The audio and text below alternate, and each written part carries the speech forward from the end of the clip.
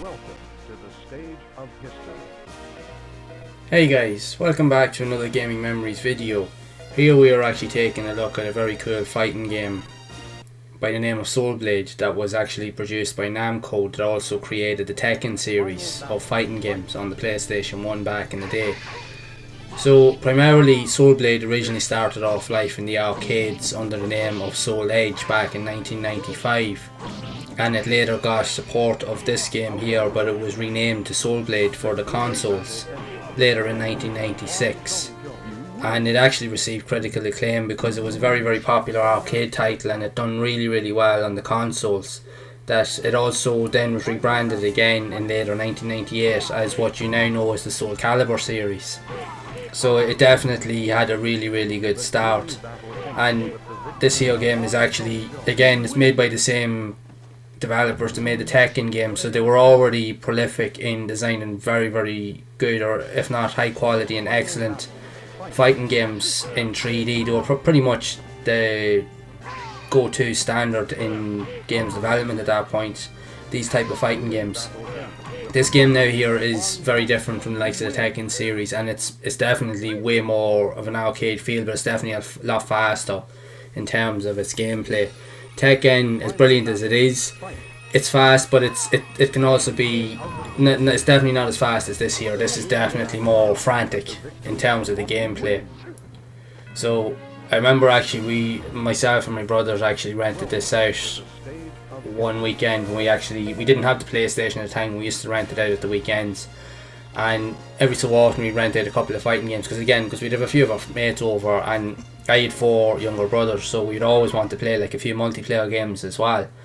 So we were into the likes of the fighting games as well, because we were big into Mortal Kombat and Street Fighter and stuff like that, so we always wanted to try different types of games as well. So we managed to get to rent out this, and you know what, we were actually addicted to this game. This game was actually brilliant. It was actually really good. You can see why the game went on when it was rebranded as Soul Calibur, why it's become one of the biggest fighting game franchises in history. And a lot of it primarily started with this original concept on the PlayStation, and then say in the arcade as well under the name Soul Edge. And it's still as good today as it's ever been. It still plays really well, it's very fluent, the button combinations are very accurate, it plays very fast. You can get through fights very quickly. As when I was recording this video, I actually did change some of the settings so that I could have smaller kind of environments to fight in, and then I restricted the time down to lowest time so I could try and get through the fights relatively quickly. As with most of these fighting games, you go through like the campaign and you have a select number of fights that you actually have to go through, and this stage you kind of have like 10-11 rounds to kind of go through, and each one you fight off a different fighter. But then at different points in the game as well, you could get random kind of invites to fight other people as well. But not only that, what was cool about the game is if you were playing in the championship or arcade mode, if someone, say one of your friends had a second controller and they wanted to jump in, you could jump in and have a quick fight with them as well, and then you could continue on through your stages or your walk through the campaign. So it was pretty cool. So you had the option then as well that if you died, that you could actually then just change out your characters and try and go for someone else if you wanted to do so. But each of their own characters kind of has their own kind of agenda or course path, and they have their own kind of different type of endings. You would get different intro sequences or story kind of based elements depending on which character you actually finish the game with. That was primarily what would happen in a lot of these type of games. Now the endings themselves weren't really as much because they were quite short, but it was just the actual gameplay in this game, because at the time this was one of the best fighting games on any type of console, because it offered so much fast, frantic gameplay. And again, it was, like I said, it was also created by a well-renowned development company that also had produced some of the best fighting games that were currently out at that time as well, which in the Tekken series. So they had a lot of clout behind it. They definitely were known to be creating really good games. This year definitely, even though it looks fast and frantic, it's not to say that it's easy. It definitely offers its own challenges, and as you go through the stages in the arcade, it definitely gets a lot more difficult. There will definitely be times, even on the easiest difficulties, that it does increase, and you will find yourself frantically actually trying to get through fights, even restarting certain elements, and even having to redo fights sometimes as well. You'd definitely need a few tries, especially towards the end, as you'll see now in a few moments, where I had to actually have quite a few tries to try and actually defeat the final character. That was actually the longest part of the game, pretty much, when I went to replay it. But it was fun actually going back to revisit this game, because I remember actually playing it back in the day.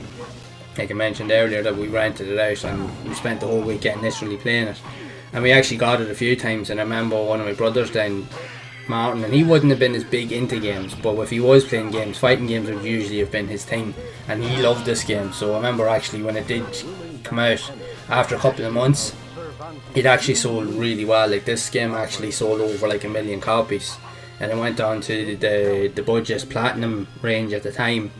And I remember he actually picked it up because he wanted to play it again, so he actually bought it, and the whole lot of us just went and played it again like crazy, like, because it is such a good game.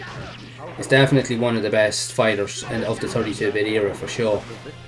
It offers so much in terms of design, really good graphics, very fast and frantic gameplay, and it's just genuinely just a pleasure to actually play. If you're into arcade style fighting games, this is definitely one of the best fighting games to play, definitely on the PlayStation 1, or pretty much on any type of console if you're into these type of games. And you can definitely see, if you've played the later Soul Calibur games, that also are equally as popular and they're considered some of the best fighting games ever made. You can see where they got the popularity from, and the aesthetics and the gameplay style, because they're very, very similar in terms of how they actually play. So you can definitely see why they're so popular, because again, just everything about it it actually just plays really, really well. I can't really say too much to explain it. It just is really a good fighting game. If you're into fast, frantic gameplay, this here definitely, again, it will present its own challenges, but you definitely will have a lot of fun with this game. Even at times you might get frustrated, as you all do with these type of games, but if you have a lot of skills, which I know a lot of people do, there's a lot of people out there that are just absolutely just beasts when it comes to these type of games. I always like to consider myself okay at them, but not great, but I would always give it a go. But I'd be able to finish it, but I wouldn't be as good as some other people. But again, there's still, it's so much fun. If you had a mate to play with, or a couple of friends, this was definitely a really good multiplayer game to play. You could just play a few kind of tournaments and stuff like that, and try to play against each other, and you'd have a good laugh. If not playing like the arcade mode, just playing just one-on-one, just with each other, like, so you definitely would have a bit of fun.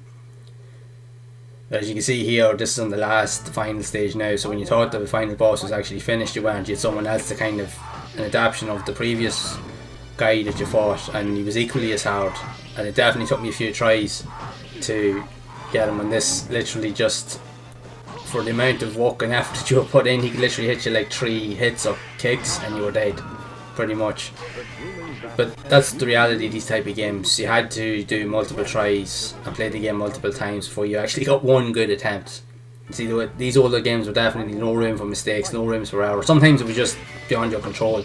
It was just inevitably going to happen anyway, but that was just the fun of it. Again, this here game is a really, really good game. Excellent, definitely one of the best fighting games on the PlayStation 1, just in the 32-bit era of gaming in general. So I highly recommend, if you haven't tried out Soul Blade yet, you definitely need to actually visit this and actually have a go if you're into fighting games, because it is a really, really worthwhile title. So what are your thoughts of Soul Blade? Did you actually play it back in the day? And if so, what did you think of it? Did you enjoy it? And did you have as much fun with it as I did back in the day? Be sure to share your thoughts down in the comments below. So if you have enjoyed this video, make sure to leave a like. Also be sure to subscribe to the channel and hit the bell icon to be updated whenever I release future content. And also make sure to share the video, as I will be exploring and playing a lot of these old classic fighting games, and just classic games in general on the PlayStation, sharing my thoughts and experiences with everyone. So as always, make sure to keep playing those classic games and enjoying them, and keep those gaming memories alive.